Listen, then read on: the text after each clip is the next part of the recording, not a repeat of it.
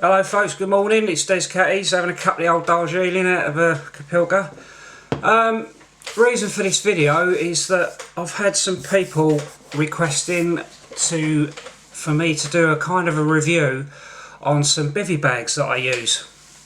I'm a big user of a bivvy bag, you know, as most bushcrafters and outdoor folk are, but there's two particular types that I kind of use.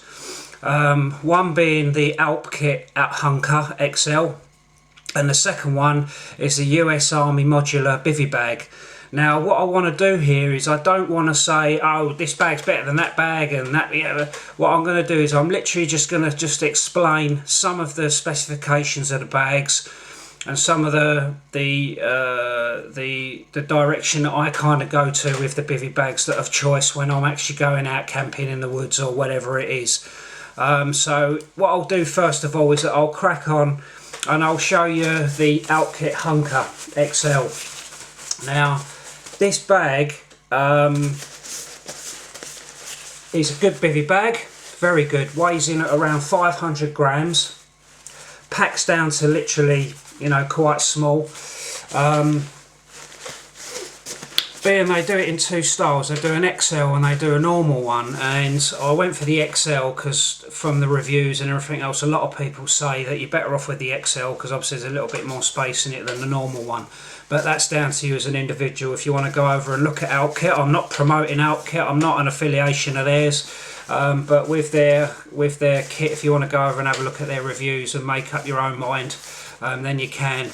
It's not Gore-Tex, it's a lightweight breathable material and it's waterproof. It's got a sculpted hood and dual draw cords on it. There's no zips, fully taped seams. It has an integral stuff sack, so basically the stuff sack is near the bottom of the bag, so literally you just fold it in and stuff it all in the bag itself. There's a draw cord at the top there just to keep it all in place. And you can also, it's big enough to put your mat in there. Now I use an Exped XL mat, and I've not tried using that in there. I've just used a small 3/4 length Thermarest mat and that's been suffice, but the XL Exped is a bit too big for this, I think.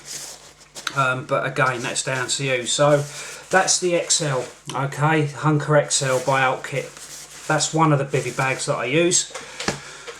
But then the second one that I use, bigger, a lot bigger, is the US Army modular bivvy bag. This normally comes with the bivvy bag and two other sleeping bags.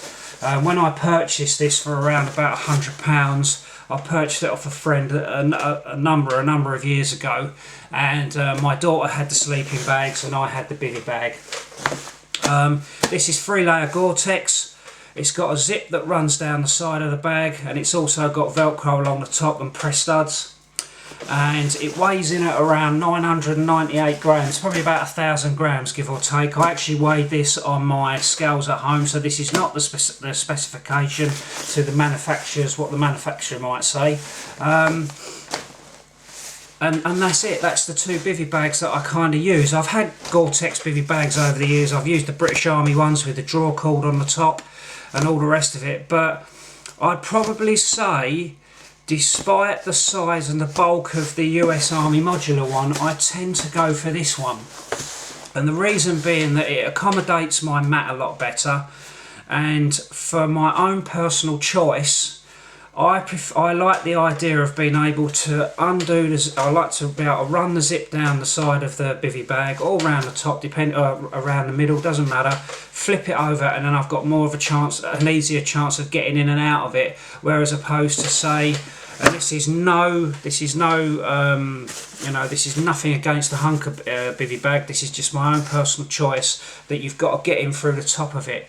Now what I've tended to use the Hunka one for is more for kind of real lightweight camping during the sort of milder months, and then I'm using my the US Army one, the modular one, for more sort of autumn, winter and so on. And despite its size, most of the time I still go for the US Army one, but I kind of mix it up a little bit. Alright, so there it is, folks. So I'm not doing a pros and cons which one you should get. That's just, you know, that's just my own personal preference. As I say, if you can hunt both the US Army modular system. You literally just type that in on your Google, and it will come up with it'll come up with relevant army surplus companies where you can buy these. You can pick them up pretty cheap, and if you prefer to maybe get the Alpkit, if the hunka is your choice, something that you prefer to have a look at, then go over to Alpkit, and they've got the hunka and the hunka XL, this is the model that I'm showing you now.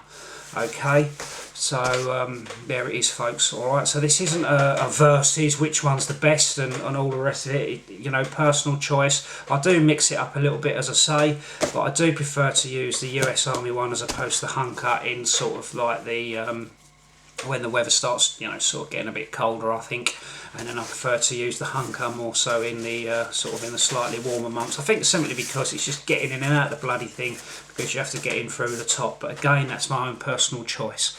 All right, so there it is. All right, so thank you for watching, folks. Please leave a comment. Be sure to hit the like button if you like the video. Leave a comment, and if you haven't already subscribed to my channel, then please do so. Descat is Bushcraft. So thank you, folks. Thank you for watching. Please take care and stay safe.